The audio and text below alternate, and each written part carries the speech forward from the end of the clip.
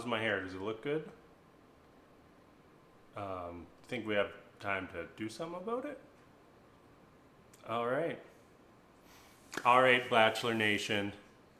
Night 1 of Peter's season of The Bachelor is in the books. You know, it would have been a pretty boring evening if not for one shocking twist. And we all know Hannah B. Right when she came out of the limo during the first impressions, I was like, oh, this is gonna be good. We've got Hannah B back. She's gonna be in the house.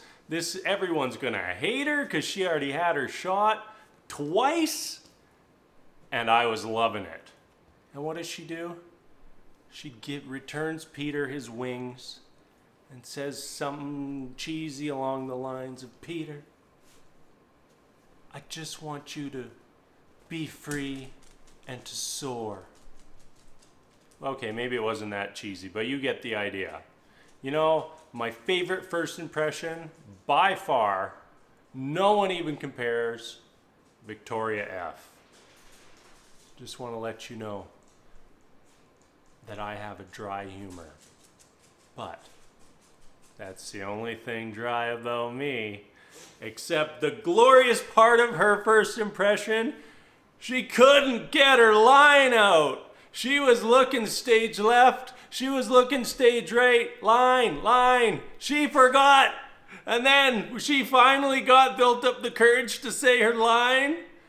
And she just whispers it into his ear. But that's the only thing that's dry about me. Oh, Victoria, I was rooting for you. And it came down to that final rose on night 1. But girl, you got it. And I'm expecting lots more awkward moments from you as this season goes on. Another big story from the first night was Hannah Ann. She had this marvelous first impression with Peter. She had this great little one-on-one time with him. And then she does my ultimate Bachelor pet peeve, the interrupter. The interrupter always gets rewarded. I just once want to see a Bachelor or Bachelorette just stand up and say, hey, would you hang on a second, to the person he had originally decided to spend his time with, and go up to the interrupter and just say, hey, would you come with me for a moment, and just casually walk them to the front door, give them a slight polite kick in the ass, and say, you know what, have a nice life. It just one time, give me that moment, Bachelor Nation. I need it.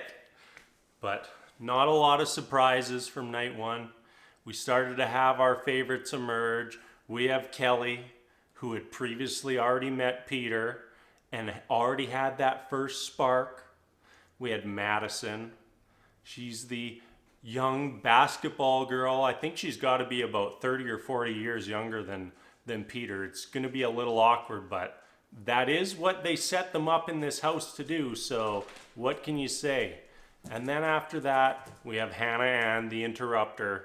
And I think those are our strong first 3 off of our episode 1. So anyways, after night 1, we have our first round of girls sent home.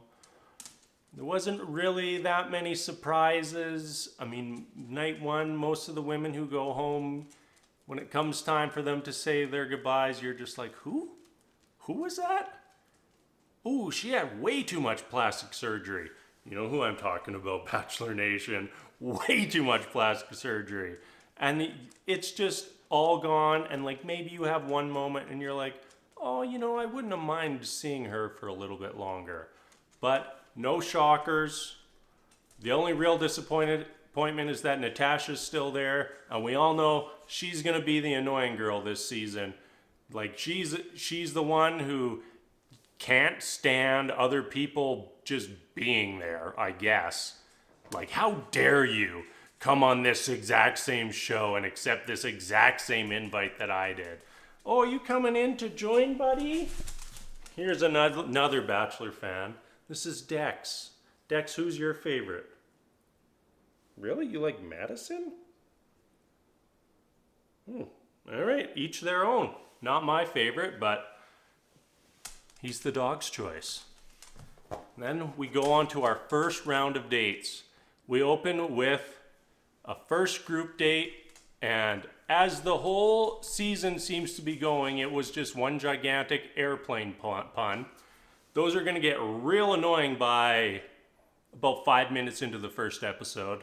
But hey, we only have an entire season left. And once again, we see another cheater rewarded. Kelley gets down to the final 2 in her obstacle course and then just decides, nah. Oh, who do we have here now? I know you're really torn up about Kelley cheating, Sasha. It was very heartbreaking. And Sheann and the other girl whose name I already forget, they were really upset. Oh, you think they're going to go home next week? Yeah, wouldn't surprise me. Sasha, you are harsh when it comes to judgment. And then Kelley gets her big one-on-one time with Peter. They go flying around in his plane. I think she had more terrible airplane puns. Real shocker there. What was her joke? I'm getting a lot of Wi-Fi here because there's such a strong connection in this plane. And it was like, oh my, Kelley. That's the number one sign that a guy likes you. He just laughed at your terrible, terrible joke. So you're off to a good start. And then after the airplane lands, they go to the hotel where Kelley and Peter met before the season started. Yes, everyone is going to hate Kelley. But there's a saving grace for Kelley, and we're going to get to that in a little bit. But next, we have Madison's one-on-one date. That's right, Dex's favorite. Dex's early favorite to win The Bachelor. The Bachelor's heart. I guess you shouldn't say win The Bachelor. That sounds so bad. It's like, no, you're not trying to win The Bachelor. You're trying to find the person that you want to spend the rest of your life with. And I always say win The Bachelor. That's so terrible. That's such a bad way of looking at this show. But anyways, Dex thinks she's going to win. And what's their first date? Hey, we're going to go to my parents' house. My parents are going to renew their vows on everyone's favorite and most important wedding anniversary, the 31st one. Everyone knows, no, it's not that 25th. It's not 30 years, 40 years, 31 years. That's when you know you've made it. And we see Peter just accidentally become an ordained minister. And we see Madison just miraculously catch the bouquet. And it's just a magical day for everyone. Now that we're past the boring part, let's get on to our final group date that left us with a nice juicy cliffhanger for our next episode. A bunch of the rest of the girls go on a date, and Peter says, one of my friends has organized an evening for us, and I don't know what we're gonna do. And who is it? It's Hannah B. Of course it's Hannah B. And what's the date gonna be? Hey, let's share awkward sexual moments. And then Hannah B dives right into, hey, met this guy named Peter. We had sex in a windmill. Then we had sex in the windmill again.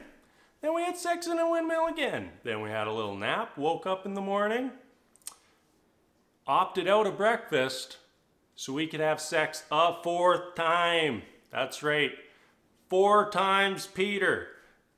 We heard that a lot tonight. That seems to be half of his personality. Half his personality is that he's a pilot.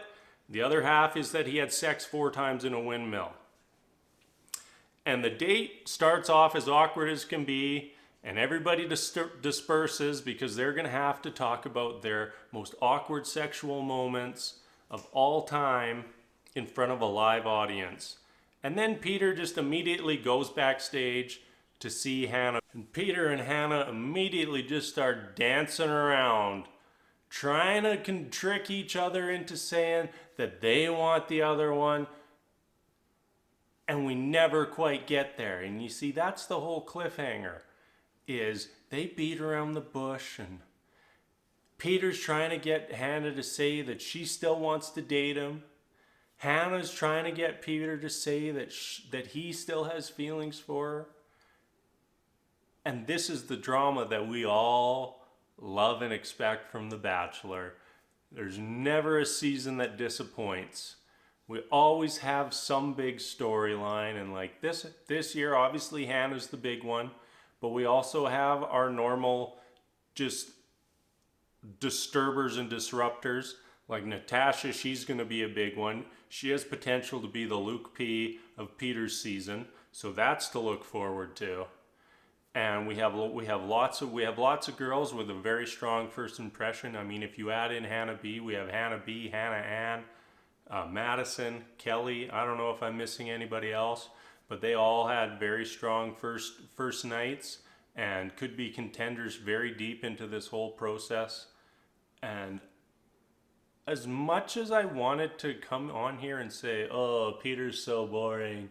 The season is so boring with Peter," I enjoyed night one, and I'm looking forward to night two.